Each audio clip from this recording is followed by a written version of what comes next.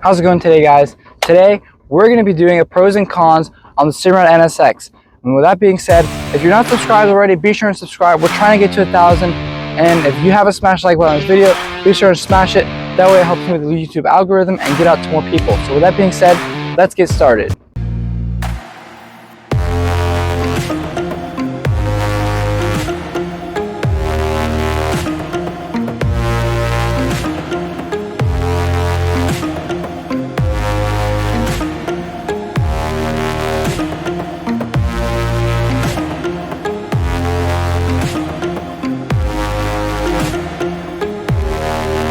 As we start this video, guys, I just want to let you guys know that everything we talk about in this video is going to be linked down below in the description, along with all the NSX units and other Simrad products as well. So with that being said, let's get started. As we get started, I just want to let you guys know how I ended up having experience with the NSX. Actually, I've had quite a bit of first-hand experience. So this boat you see me on right now, it's actually not mine. I stole it. Well, not really. It's my cousin's boat, and he got the new NSX unit on it when it first came out.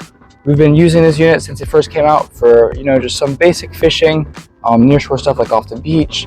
It's not my boat, but also some cruising and stuff like that. So we've really gotten to experience the NSX unit in a wide variety of ways. It's the 3-in-1 transducer that comes with this particular model, and it's a 9-inch NSX unit.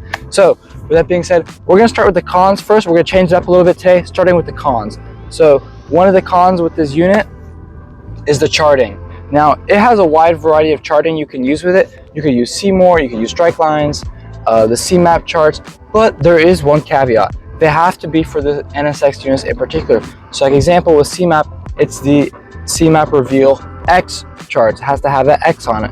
Or if you buy a Seymour chart, you have to make sure and select that you're buying that Seymour chart for NSX. It'll say like options and then Seymour NSX. Whatever your region is, you have to get the NSX card with that. And the downside to that is that you can't go and put it in another Simrad unit like an Evo 3 unit or a Go unit. You can't put it in your Mercury Vessel view. You can't put it in a Lowrance unit. You can't put it in a Buddies unit. It has to be another NSX unit or your unit. So with that being said, that brings us to our next con, which is the layout. Now, the layout can be the pro or a con depending on how you look at it. I look at it as a con just because I'm used to Simrad already, like the Evo 3 series.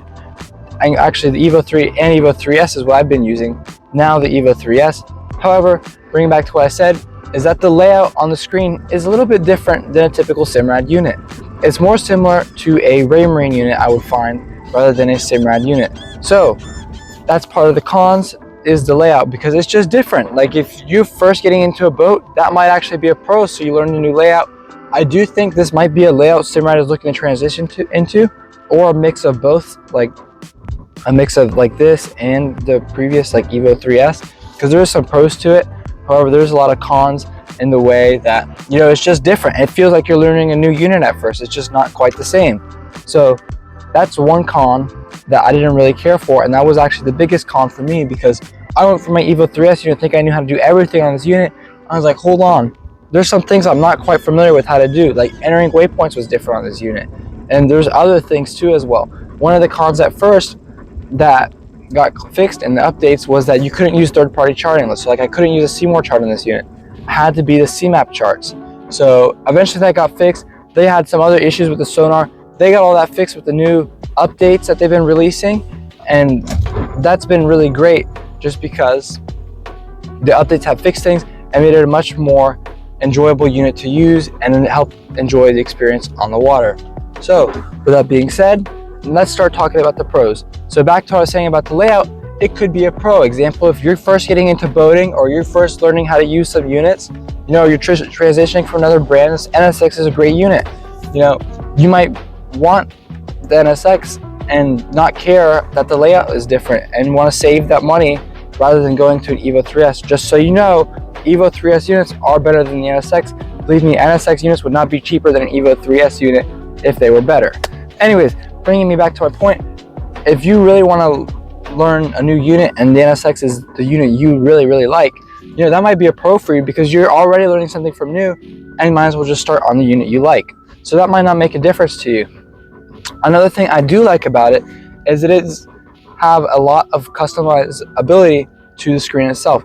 One of my favorite features is being able to switch between screens very easily, like going from chart to a split screen, and then if you want to switch back and select another split screen, and now you have your recent pages on your screen. So I can switch between this split screen with the chart and the transducer. I could go with my side scan, my down scan, my echo, and my chart, or just back to my chart. And another thing I also wanted to point out is on this unit, it's really easy to switch between screens. Simply look for the expand option, the full screen button in the bottom right hand corner, select it, and now that's your full screen, and then select that bottom button, bottom right hand corner, to decrease the size back to how you want it. So that's one thing I really like, is that you can switch between screens easily. I know my Evo 3S's, I gotta hit home and I gotta hit the screen I want, and it might take a few extra seconds. So that's one thing I've noticed that I really liked on this to help and make the experience more enjoyable. So I really enjoyed that feature, along with how easy it is to customize the screen. You know, you can really make it how you want. Obviously there's certain things you can't customize, but if you look on Simrad's website and you really get into the unit, you'll see that there's a lot of customizability to help make your user experience of the screen more enjoyable. That brings us to the next positive, which has to be the biggest positive compared to the previous unit, like the Go unit. Obviously, like I mentioned before, it's not better than an Evo 3S unit. Just remember that. However, it does integrate with a wide variety of Simrad options like radar, autopilot, all different kinds of transducers, even 1 kilowatt transducers. And another big plus is that it's a faster unit than the Go. It's brighter. The screen on it is like an HD screen, so when you look at your sonar and your side scan and your down scan, which is really great to have an HD screen with, or, you know, it's more detailed. It's a higher definition. I'm not saying that it's like 4K quality, but it's a higher definition screen. You're gonna be able to see things and pick things out and sort things out on your sonar and on your side scan, on your down scan. You're gonna be able to distinguish things and find things better because of that higher quality screen, which is something that I really like. Along with that being said, its auto routing feature is 3 times faster according to Simrad. Auto routing, basically what that is if you put a waypoint that you want to go to, it'll make an auto route. It's not always perfect, but it calculates the route for you. You know, it'll do like go here, go there, and it'll do all that for you. And it's super simple, it's really fast, and that's one thing I really do like on this unit, and I believe that feature on this unit is better than my Evo 3S unit. However, Evo 3S unit in general, for everything I'm doing, is better than this unit. However, one downside to this compared to the Evo 3S unit, this is not a comparison video. That video will be coming out in the future, so another reason to subscribe. It doesn't have the touch screen. I mean, it doesn't have the touch buttons like a Evo 3S screen would. So it's just all touchscreen, and if your hands are a little wet, it can be a little bit of an issue. However, keep a dry rag next to you and it'll help solve that issue. It can just be a pain in the butt sometimes, like if you get out of the water diving, you have your wet gloves on and you can't really touch what you want, it can be kind of a pain. However, that's not really a big issue. That's with any screen. And if I had to say, on the NSX screen, it's less of a problem than some other units that I've experienced. So that being said, thanks for watching today's video, guys. I hope you enjoyed it and found it helpful. Let me know what you guys think down below in the comments. Be sure to subscribe if you're not already. We're trying to get to 1,000, and smash like button on this video if you haven't already. Really appreciate it. And with that being said, signing off, guys, until next time.